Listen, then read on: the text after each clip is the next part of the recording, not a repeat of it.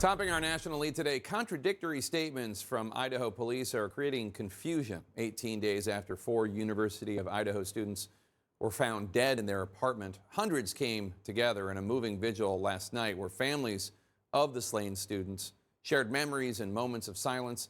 CNN's Veronica Miracle is in Moscow, Idaho, where police are facing scrutiny not only for an apparent lack of progress in solving the case, but for confusing a grieving public.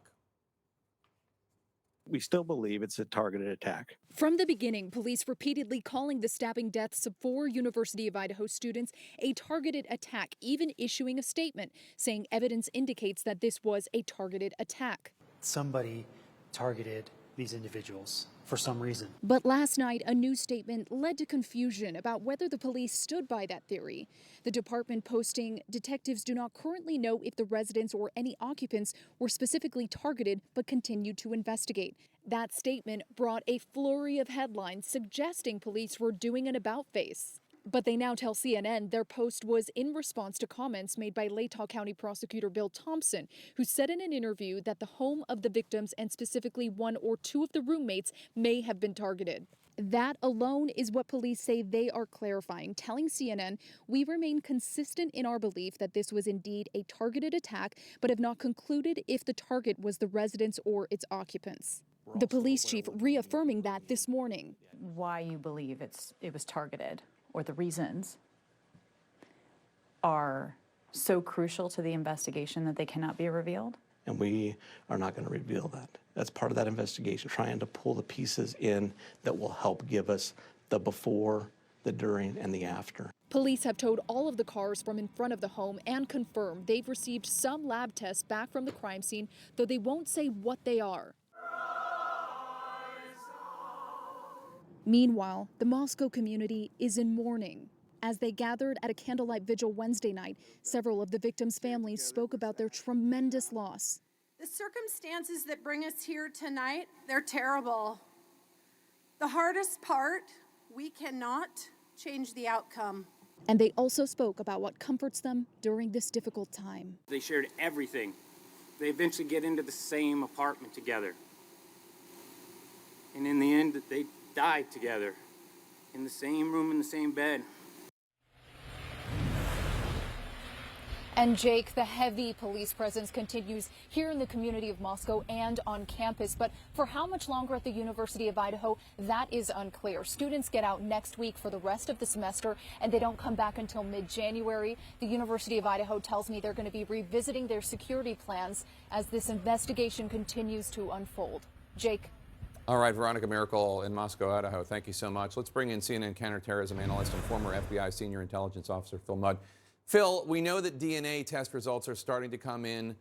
Do you have any confidence that a suspect could be identified in the next few days as a result of that? I would not say confidence. Hope might be a better term. Look, there's going to be a lot of data you have to look through. There's going to be, we know there's 6 residents there. There's also reports there was a lot of social activity at the house. So how much DNA, for example, hairs from other people was picked up? Can you determine whether those hairs were from visitors at a party 2 weeks ago, or whether those hairs who are not from the people in the house might be related to the killer? I think that's going to take some time. On the reverse, Jake, I'd say if you have 4 physical attacks with interaction, including defensive wounds on the murder victims, the chance that the killer thought enough ahead to leave no evidence that police could find, I'm hoping they find some, because that's a lot of physical interaction to leave nothing behind, Jake.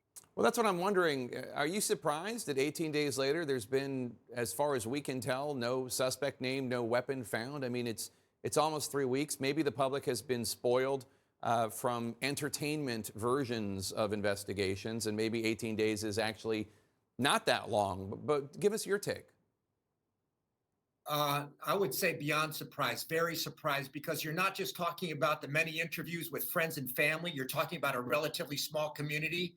But in the digital age, you can track everything a lot of what these young people were doing in the previous weeks through things like text messages. We've seen a lot of video from the locations they were at before, which not only allows us to look at a timeline of where they were, but who they talked to. You know every person they took a class with in the last year or 2 years. You know every neighbor they've had for years. So in the digital age, you can get a trail, you can get a pattern of life far different than you could have 20 years ago. And with the amount of investigation on this, to not have a significant advance, I'm not criticizing the police. I am saying that's pretty surprising. The FBI has been investigating alongside the local Idaho police, mostly helping gathering tips, we're told. Do you think the FBI should have a bigger role in this case, perhaps a more public role, perhaps even the primary role, considering A, how little apparent progress there has been made almost 3 weeks into this, and B, the fact that the police have been making some inconsistent statements? I don't think the FBI should have a more significant role unless the state and locals ask for a more significant role. The FBI has relationships with more than 10,000 police departments across the country. That has everything to do with things like abductions to bank robberies to support, in this case, for murders. The typical role for the FBI is if it's a local case and you want assistance, there's not a federal violation, we provide assistance. If the FBI got into the position of telling police departments, we're taking over because we think you're incompetent, Jake, I don't want to see that world, because the cooperation with local police departments, I think, would decline dramatically. We don't want that. Is it not true that the longer this goes on, the tougher it will be to find the killer? Yeah, that's going to be true. I mean, you look at the case resolution rates and everything in the data will show you that. There's a flip side of this, though, and that is, if you look at things like the FBI's most wanted category of people, anybody who did this, who thinks they can cover their tracks for a year or 5 years or 10 years, the data don't bear that out. If there's a high-end investigation where investigators keep hunting for years, the chance, even if we have the tragedy of someone escaping for a month or 3 months or 6 months, the chance they escape forever, not that high, I think. All right, Phil Mudd, thanks so much.